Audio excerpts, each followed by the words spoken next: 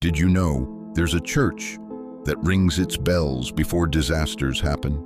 In a quiet village in northern Italy stands the Church of San Michele, ordinary by day but infamous for something impossible. Locals say its bells toll on their own, hours before tragedy strikes. It rang before the 1976 earthquake, before a deadly landslide in 1985, and again the night before a bus crash killed 22 people in 1994. Each time the church was locked.